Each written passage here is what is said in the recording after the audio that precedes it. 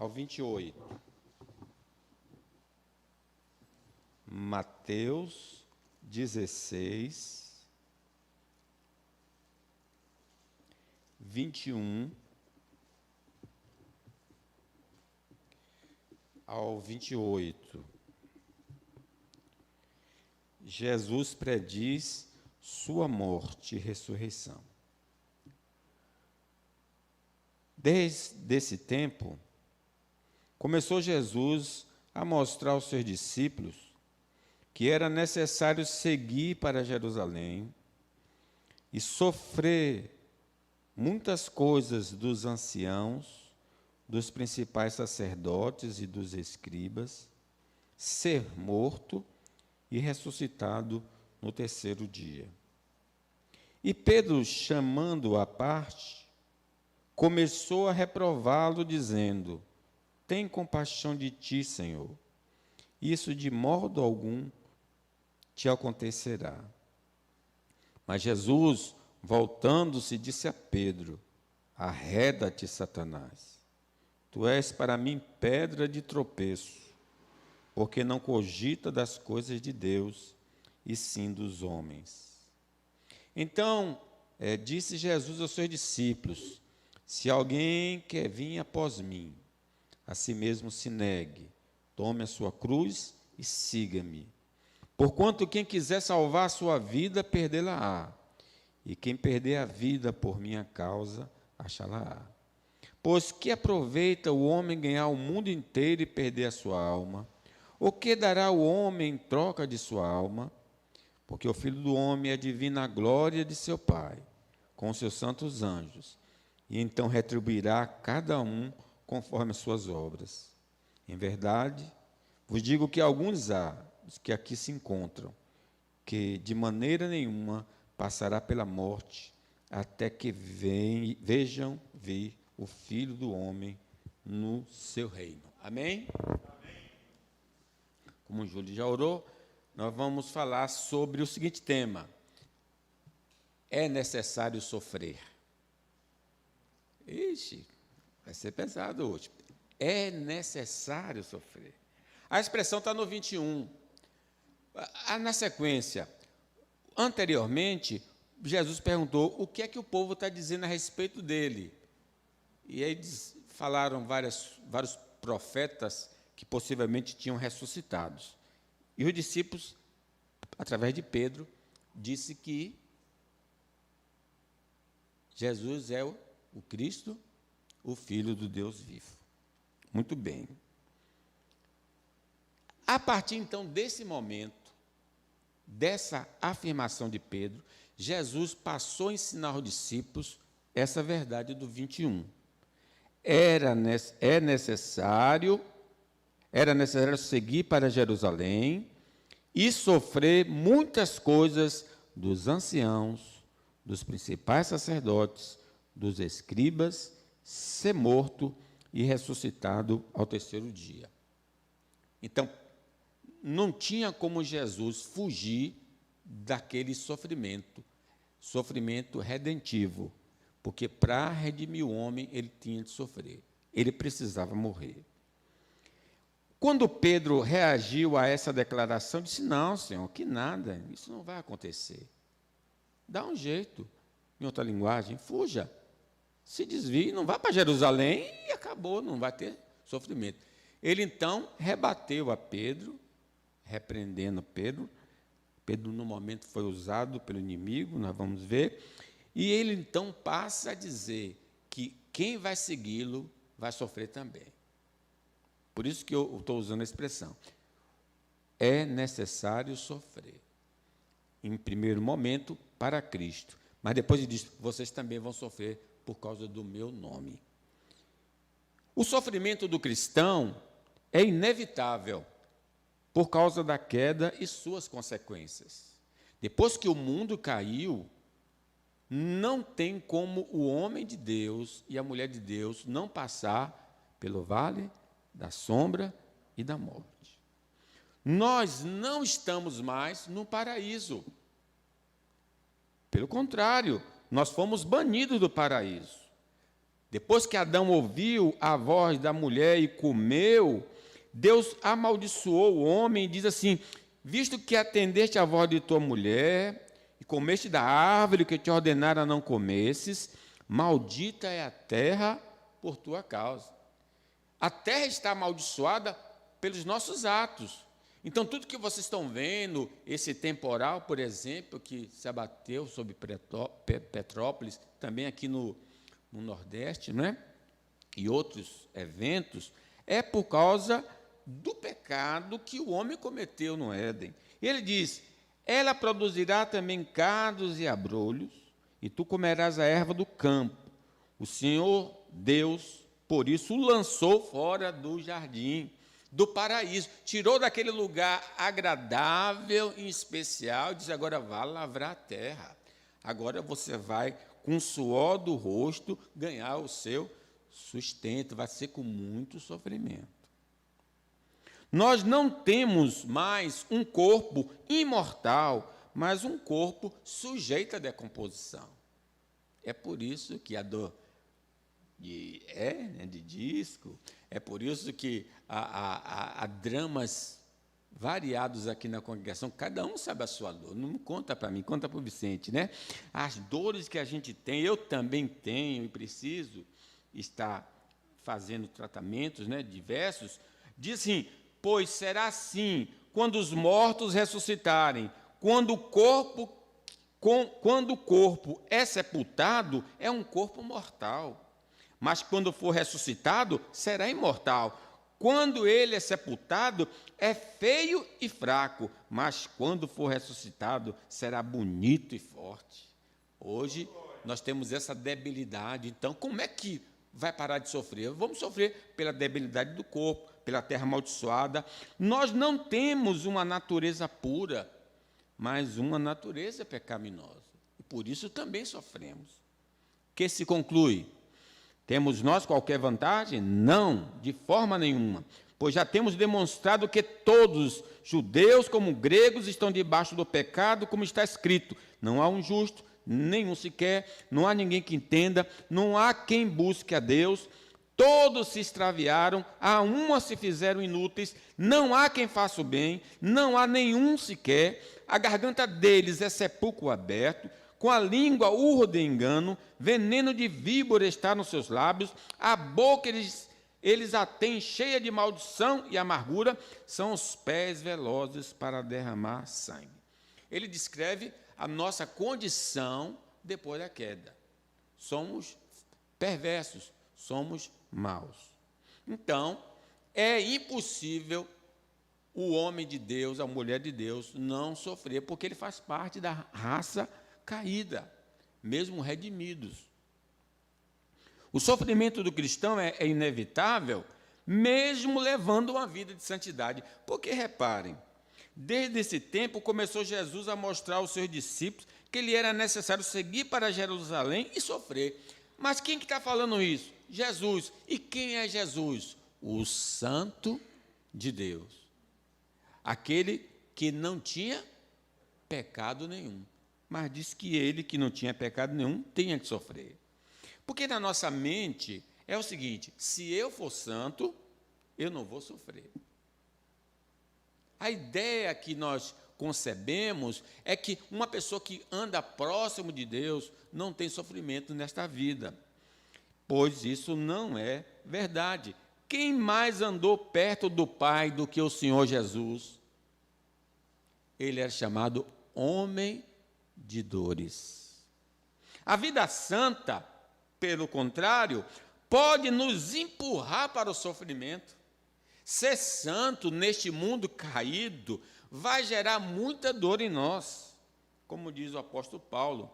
Tu, porém, tens seguido de perto o meu ensino, procedimento, propósito, fé, longanimidade, amor, perseverança, as minhas perseguições e os meus sofrimentos, os quais me aconteceram em Antioquia, Icônio e Listra.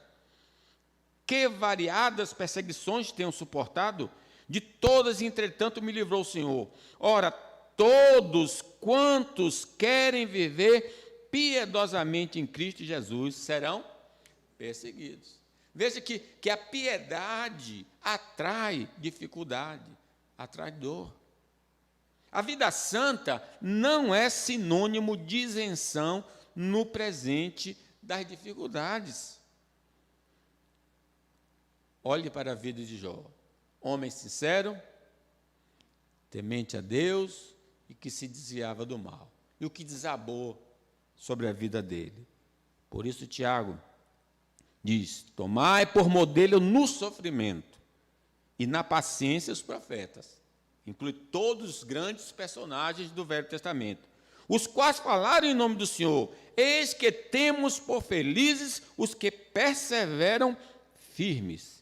Tende ouvido da paciência de Jó e viste que fim o Senhor lhe deu, porque o Senhor é cheio de eterna misericórdia e compassivo. Então, santidade, vida santa, não é sinônimo de isenção. Pelo contrário, pode nos empurrar a ela. A vida santa, talvez aí você possa dizer, olha, então se ser santo vai atrair dificuldade, pastor, vou ficar na minha. Não vou buscar esse tipo de vida. Não. A vida santa não é alternativa da vida do crente. É um dever do discípulo. Seguir a paz com todos. E a santificação, sem a qual ninguém verá o Senhor. O sofrimento do cristão é inevitável, mas a visão mundana nossa, que infelizmente nós somos às vezes influenciados pelo mundo, lhe impulsiona a fugir desse sofrimento. Então, é natural de um homem comum fugir de qualquer tipo de sofrimento. Por exemplo, vá caminhar de manhã para a saúde. Aí diz, levantar, interromper meu sono. Ou então, vá na academia fazer uns exercícios. Eu levantei aquele maromba, aquelas coisas, as minhas pernas ficou doendo, meu braço ficou... Foi até um dia, depois nunca mais apareceu lá. Por quê? A dor que gerou naquele momento, eu disse, eu não quero não. Mas ia ser um bem, ia melhorar a saúde, etc. Mas não, eu prefiro ficar com a saúde abalada de que pegar aquele tipo de peso ou fazer aquele tipo de exercício. Então, o homem natural, ele ensina, fuja do sofrimento. Então, é natural, qualquer coisa que vai apontar um tipo de sofrimento na nossa vida, nós abrimos mão. É isso que diz o 22. Pedro, chamando Jesus à parte, quando diz, é necessário sofrer, começou a reprová-lo. Ele foi discreto, porque ele chamou Jesus no canto e disse, mestre, tem dó. Diz aí, E Pedro, chamando à parte, começou a reprová-lo, dizendo, tem compaixão de ti, Senhor. Isso de modo algum te acontecerá. Então, Pedro reagiu de maneira natural. Disse, não, Senhor, a gente dá um jeito aqui, não precisa passar por isso, vamos por outro caminho. É interessante que a gente vê essas reações mesmo dos evangélicos nessa situação. O apóstolo Paulo, lembra do apóstolo Paulo? Ele está seguindo para Jerusalém. Chega na cidade de Cesareia, onde na casa de Filipe. Ele tinha 4 filhas donzelas que profetizavam. Demorando-se ali alguns dias, desceu da Judéia um profeta chamado Ágabo. E vindo ter conosco, tomou o cinto de Paulo, ligando com ele os próprios pés e mãos, declarou, isto diz o Espírito Santo, assim os judeus em Jerusalém farão ao dono deste cinto e o entregarão nas mãos dos gentios. Quer dizer, anunciou a prisão do apóstolo Paulo, que estava indo para Jerusalém. Quando ouvimos, a igreja, quando ouvimos essas palavras, tanto nós como os daquele lugar, rogamos a Paulo que não subisse para Jerusalém. A igreja toda, não, Paulo, não vá para Jerusalém, você vai ser preso. O Espírito Santo já está dizendo. Parece uma coisa boa, né? Se livra do sofrimento. Aí Paulo diz, ele respondeu, que fazeis chorando e quebrantando-me o coração? Pois estou pronto, não só para ser preso, mas até para morrer em Jerusalém pelo nome do Senhor Jesus. Como, porém, não persuadimos, conformados, dissemos, faça-se a vontade do Senhor. O povo disse, ele não vai desistir, ele sabe que vai sofrer, mas ele precisava ir, nós conhecemos toda a trajetória, ele vai evangelizar todo o império, a liderança, através da prisão. Se ele fugisse, se ele fosse por outro caminho, o caminho mais fácil, ele não alcançaria essas pessoas. O parto cesariano, de fato, é uma coisa muito bonita na ciência atual. Muitas crianças e mães que poderiam morrer no parto são abençoadas com esse tipo de cirurgia, que salva a mãe, salva a criança. Mas o parto cesariano passou a ser agora a regra. O parto normal agora é cesariana. E o parto natural é talvez uma possibilidade, né? E algumas mulheres usam o parto cesariano para escapar de uma sentença que está sobre elas. Multiplicarei as suas dores de gravidez. E você dará à luz a filho com muitas dores. Deus foi bem preciso. Então, beleza, já sei como eu vou escapar desse negócio aqui. Vou para o parto cesariano. Parece que escapou. Então, diz a literatura, as mulheres que fazem parto cesariano, maior risco de infecções, porque é uma cirurgia. Maior risco de trombose dos membros inferiores. Maior risco de hemorragias. Maior risco de reações aos analgésicos. Recuperação mais prolongada após o trabalho de parto. Então, a pessoa que tem um parto normal, sente intensa dor, mas assim que ela tem um menino, já começa a fazer as coisas de casa. É só uma fitolinguagem. Ela já está pronta, ela está mais firme, porque ela não passou pela cirurgia. Mas a mulher que passou pela cirurgia tem que ficar quanto tempo? 45 dias ali paradinha, porque ela passou por uma cirurgia. Maior incidência de dor no pós-operatório. Quer dizer, ela não teve a dor do parto, mas vai ter depois das dores que fez da cirurgia. Ai, minha dor! E fica 45 dias, muitas aí, gemendo, em vez de experimentar um pouquinho de dor naquela hora. E a criança sofre, porque a criança não passa pelo tubo vaginal e ela não pega as bactérias que vão ajudar o seu organismo na autodefesa. Então, a criança que nasce de parto cesariano, ela não tem esse privilégio de pegar essas bactérias.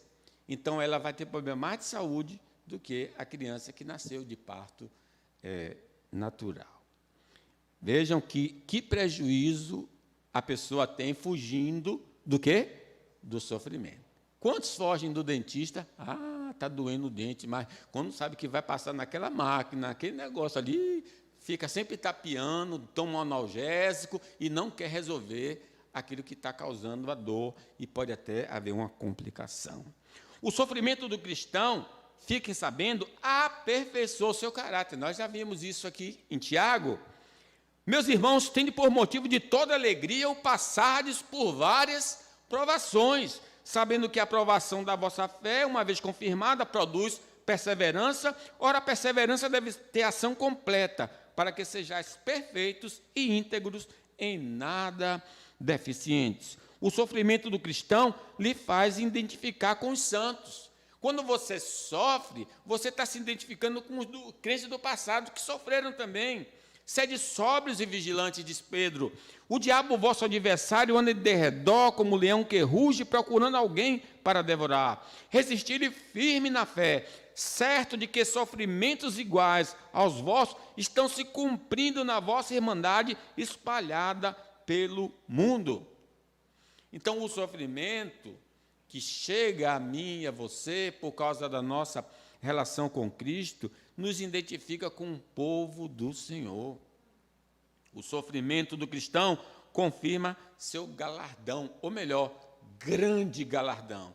Quem sofre muito pelo esse evangelho e pelo Senhor vai receber uma grande recompensa. Foi lido: bem-aventurados sois quando por minha causa vos injuriarem, vos perseguirem e mentindo disserem todo o mal contra vós. Se entristeça? Não, regozijai-vos e exultai, porque é grande o vosso galardão nos céus, pois assim perseguiram os profetas que viveram antes de vós. Então você está com uma coroa boa, você está sofrendo e suportando com paciência. O sofrimento do cristão é inevitável, mas Satanás vai procurar persuadi-lo a abandonar este caminho. 23 diz, mas Jesus voltando para o conselho de Pedro, né? Parecia um conselho piedoso. Oh, fuja. Aí Jesus, voltando-se, disse a Pedro, olha, arreda-te, Satanás. Ixi, chamar Pedro do diabo.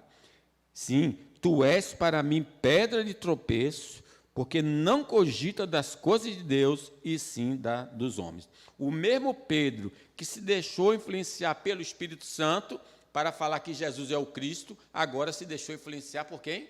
Pelo diabo. Então, a gente precisa vigiar. Às vezes o Espírito Santo pode nos usar e às vezes o diabo pode colocar alguma coisa no nosso coração, como colocou Ananias e Safira e de Pedro, para convencer Jesus a não morrer na cruz. Satanás, então, está por detrás dessa mensagem para ele sofrer. Ele manda seus mensageiros. Satanás vai nos persuadir a buscar a manutenção de qualquer jeito e não seguir pelo caminho de Deus. Nós somos induzidos por ele. Não, rapaz, você vire, dá um jeito, tenha o que você precisa para se manter. Não foi assim que ele fez com o Senhor Jesus?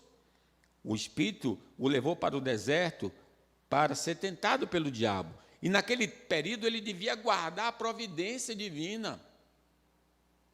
Aí o diabo vem, que rapaz, você vai esperar Deus? Você está com fome, você é o Filho de Deus, transforme essas pedras em pães, e aí você vai satisfazer. O diabo quer sempre assim, que a gente procure evitar qualquer tipo de sofrimento, usando os meios que nós entendemos ser o melhor. Mas Jesus disse, nem só de pão viverá o homem, mas de toda a palavra que sai da boca de Deus. Satanás vai nos persuadir a um caminho de glória sem um suor e lágrima. Satanás é sempre assim, diz, olha, na loteria, beleza, você chega no topo sem nenhum tipo de esforço, você está sentado, eu vou lhe dar até o número. Aí você, sonhei com o número, aí vai lá no número e vai ganhar. Olha, gente, o diabo levou Jesus a um monte alto, mostrou-lhe todos os reinos do mundo e a glória deles e disse, tudo isso te darei, se prostrado me adorares. Você não precisa ir para a cruz, não. Venha cá, se prostra aqui, eu lhe dou tudo o que você quiser, sem sofrimento.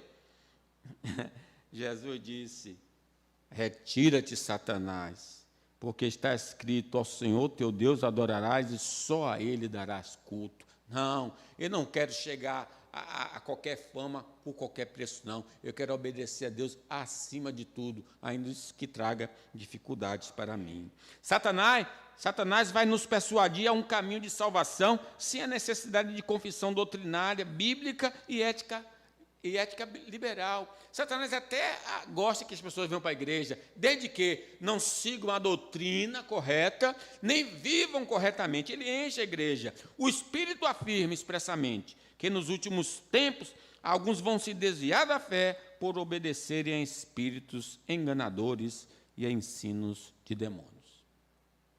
O sofrimento do cristão é inevitável porque ele tem de matar seu desejo pecaminoso. Jesus primeiro repreende Pedro, diz, não, eu tenho de ir pelo caminho do sofrimento. E aí agora fala para eles, 24 e 25, leamos aí que é interessante.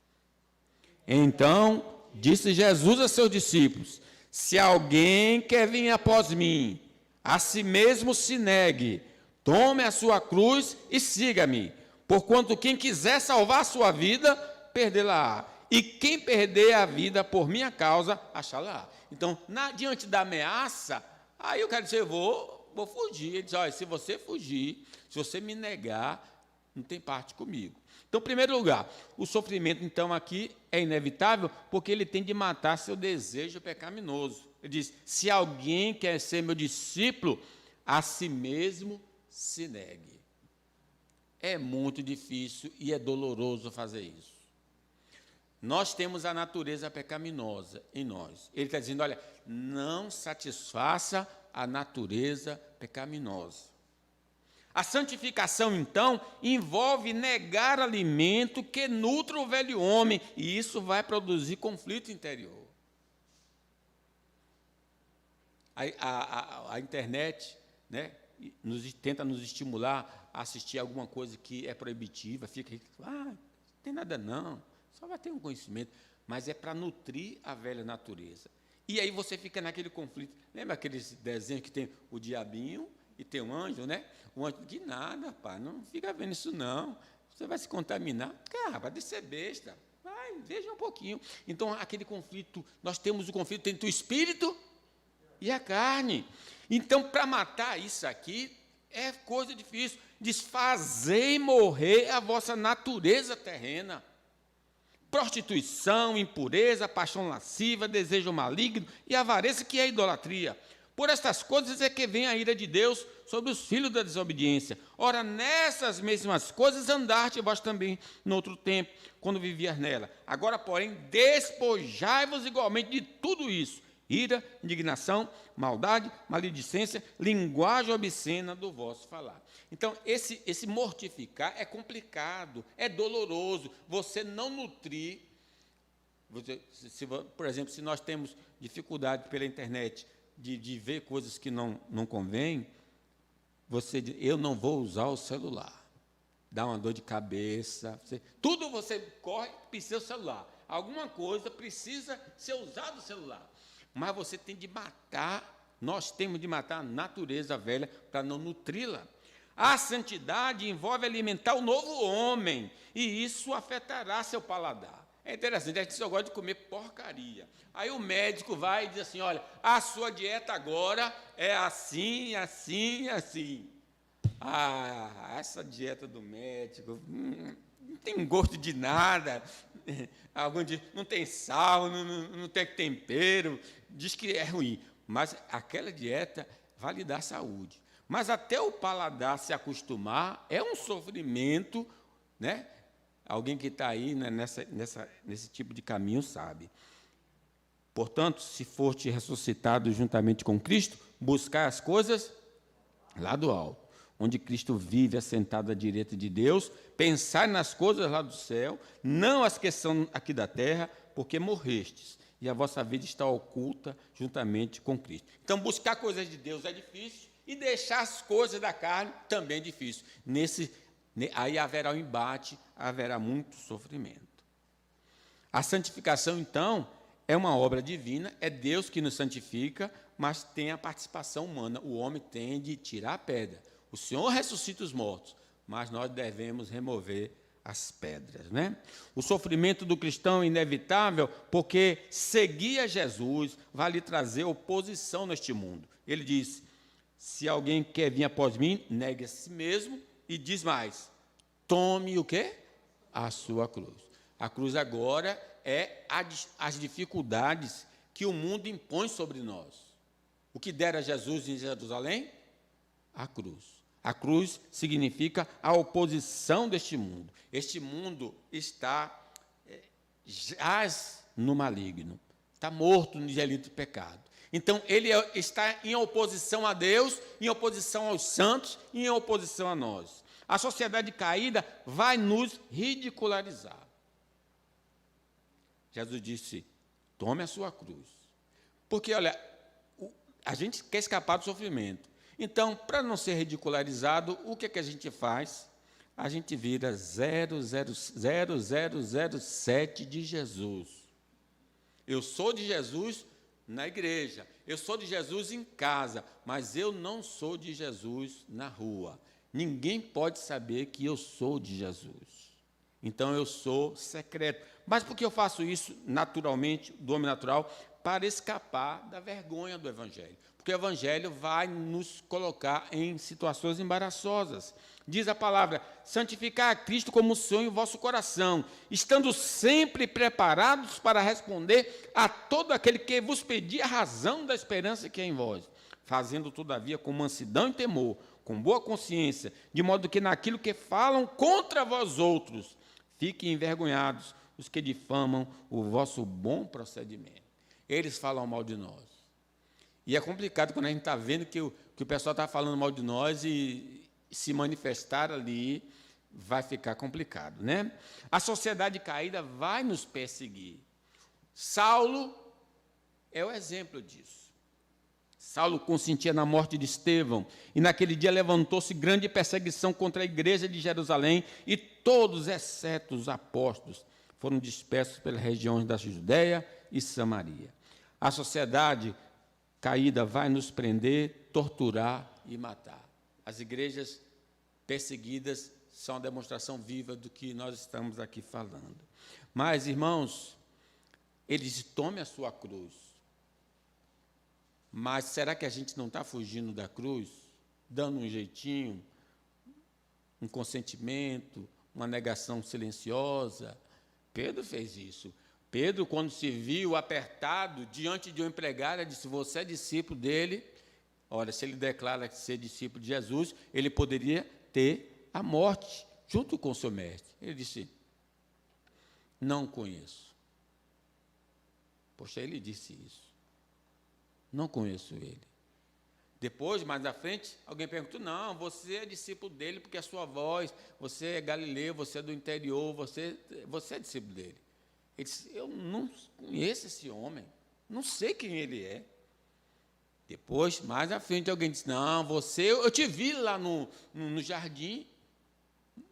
Ele aí invocou o nome de Deus. Eu juro por Deus que eu não conheço ele, nem sei quem ele é. Ele é uma pessoa maldita, eu não conheço ele, não tenho relação com ele. Aí Jesus olhou para ele, porque ele tinha dito anteriormente: Senhor, ainda que todo mundo te negue, eu não te negarei.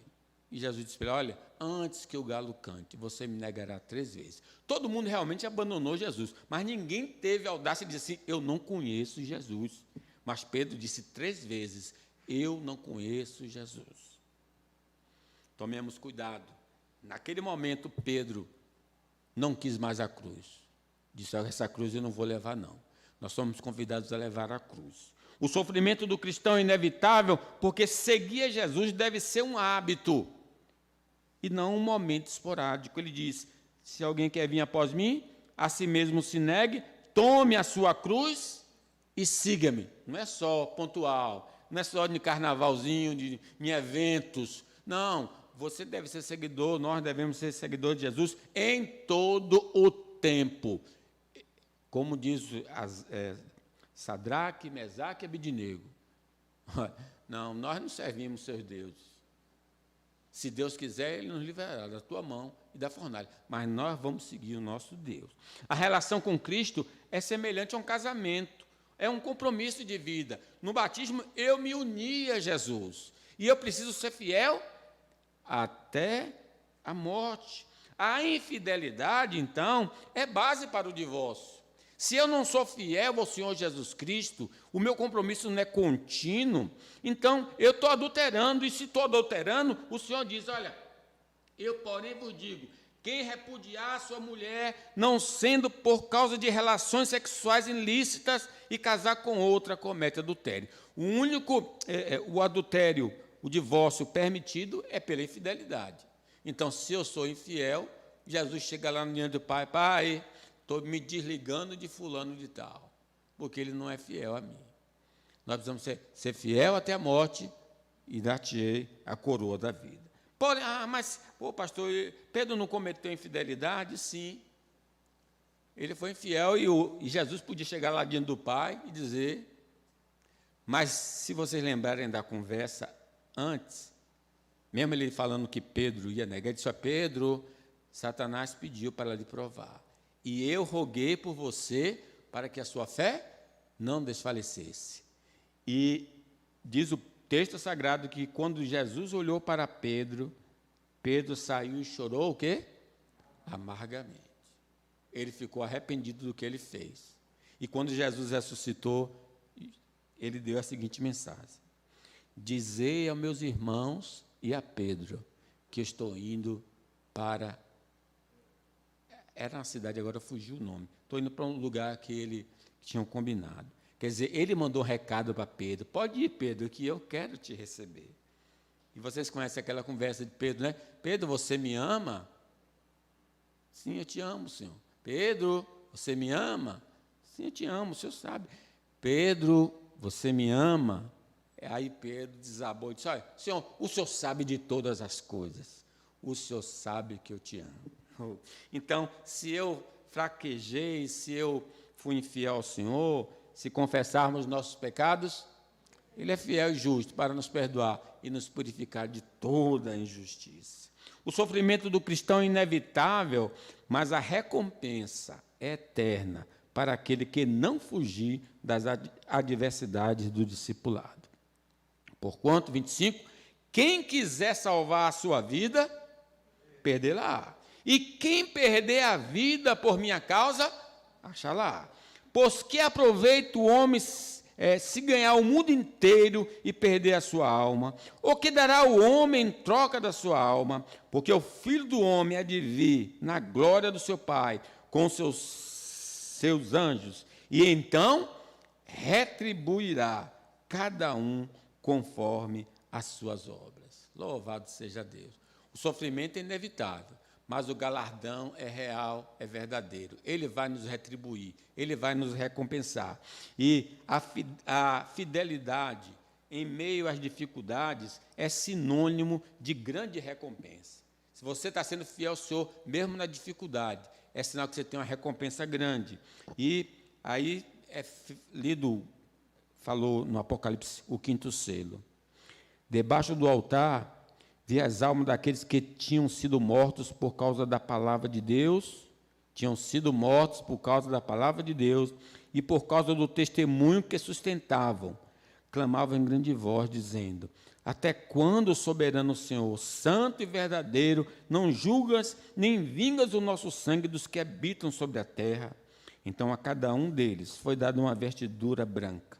E lhe disseram que repousasse ainda por um pouco de tempo, até que também se completasse o número dos seus conservos e seus irmãos, que iam ser mortos igualmente como eles foram. A fidelidade em meio às dificuldades é certeza de herança eterna. Regozijai-vos e exultai, porque é grande o vosso galardão nos céus. Amém. Então, vale a pena continuar no caminho do Senhor.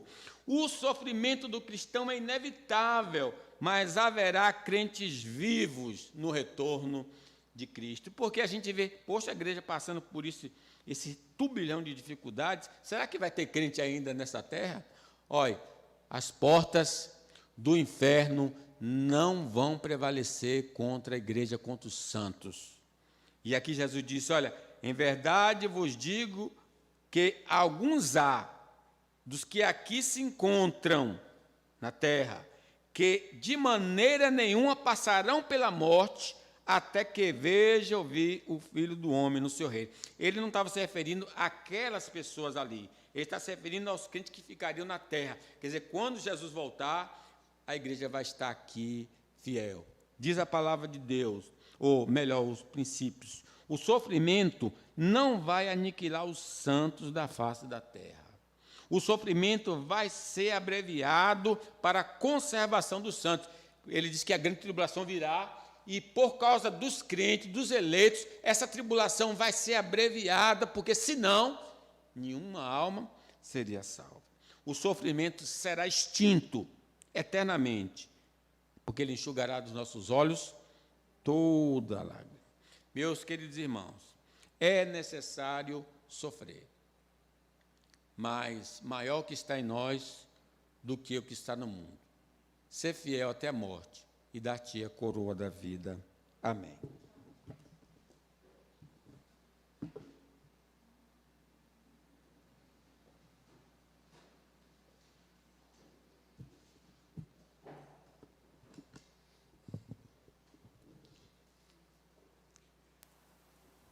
E isto afirmo, aquele que semeia pouco, pouco também ceifará, e o que semeia com fartura, com abundância também ceifará.